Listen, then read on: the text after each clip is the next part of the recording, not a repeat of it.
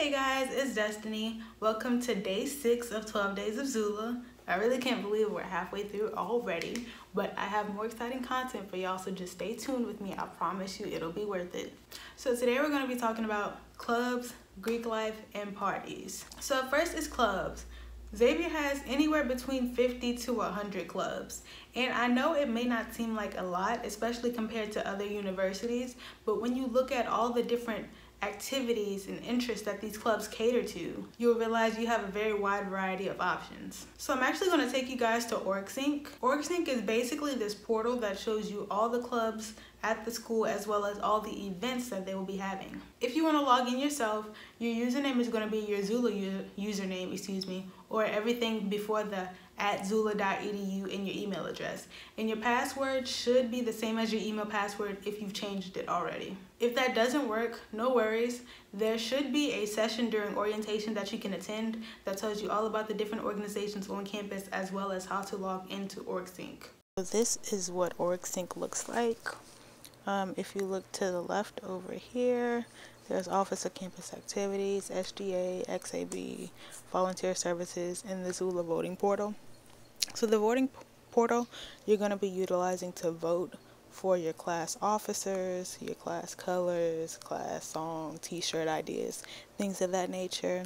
On every Monday, the XAB president will be sending you an email basically telling you what events that they're being sponsored that's going to be held throughout the week. SGA sends out announcements as well. Office of Campus Activities, if there's a service opportunity, you'll get something from them. Then Volunteer Services, same thing.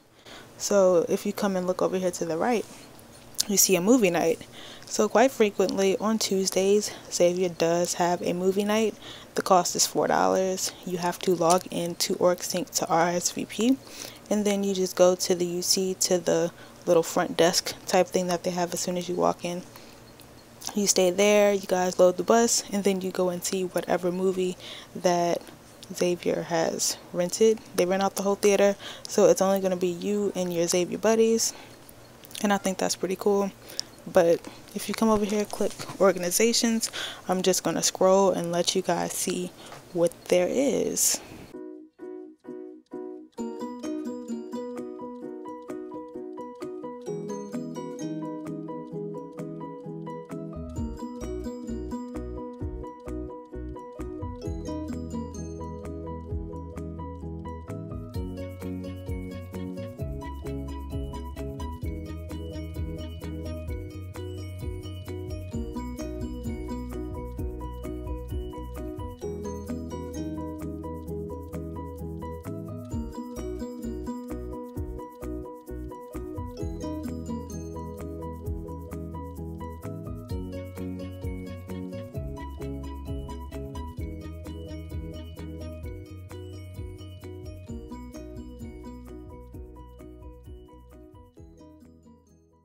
So as you guys can see, we have a lot of interesting stuff. If you have any questions about any of them, feel free to leave me a comment and I'll try to answer to the best of my ability. Also, you're going to have multiple chances to meet with representatives from the clubs that you're interested in during orientation. So be sure to look out for the tables in the UC. So next up is sororities and fraternities, and I'm only going to say this once.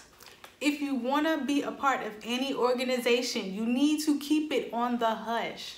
From what I've seen, Greek life really isn't that big at Xavier, but still remember, discretion is key. Don't go around telling all of your friends that you want to be an XYZ. People talk, and I promise you, you will get blacklisted real quick. So with that being said, the Divine Nine has this process called membership intake.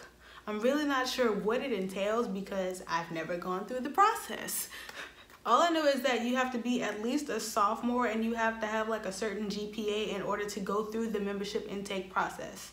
So while you're waiting for your sophomore year to come, I do have a few tips for you. So number one is go to some of the events that the organization hosts. It'll allow you to see how they operate as well as allow your face to become familiar to them, if that makes sense. All right, number two is get to know members of the organization, but do not do it simply because you want to be one of them. Y'all know, just like anybody else, that fakeness and phoniness can be seen from a mile away. Being phony will not get them to vouch for you if need be, I'm telling you. But get to know some of the members and discreetly tell them that you're interested in joining once you feel comfortable enough to do so. Now, number 3 is to make sure your reputation is as clean as a fresh load of laundry. If you're out here thotting and bopping and they know that you want to gain membership, it ain't gonna happen. For the girls specifically, if you're out here at all the frat parties or all the parties in general and you're on these boys like white on rice, it's not a good look. If you're very open with your sexual business, I guess you could say, it's not a good look. Xavier's campus is very small, and unfortunately everybody knows everybody's business, or everybody knows somebody who knows everybody's business. So please try to keep your image as pristine as an iPhone coming straight out the box. All right, so number 4 is look on YouTube. You know that there are videos on YouTube for everything, literally everything. So I highly doubt you'd have trouble trying to find a video on how to attract the attention of, as well as gain admission into the organization that you desire to be a part of. Lastly, number 5 is talk to your parents and other family members that are a part of that organization. I know some of you girls are really interested in being in the same sorority as your mom or your favorite cousin, or for the guys, maybe you really like the qualities that your dad and his line brothers exude, and so you want to be a part of their frat. Just talk to them. Although they've crossed years ago and probably have gone to different universities, I'm sure that the intake process is still the same to some respect. So they may have a lot of insight for you. Now lastly is parties. And I'm gonna be honest with y'all, the only parties I've gone to, well, the only party, excuse me, that I went to was during orientation. So I honestly don't even think that it could be considered a party since it was built into our itinerary, but that's besides the point. I still know a few things. So first things first, there really are not a lot of parties at Xavier. If anything, the biggest party that you can find on any given day is on the 2nd floor of the library. Y'all will know what I'm talking about when y'all get to campus, trust me. But there are typically a lot of parties at the beginning of any given semester. You'll always know when there's a party because you're always going to see the flyers.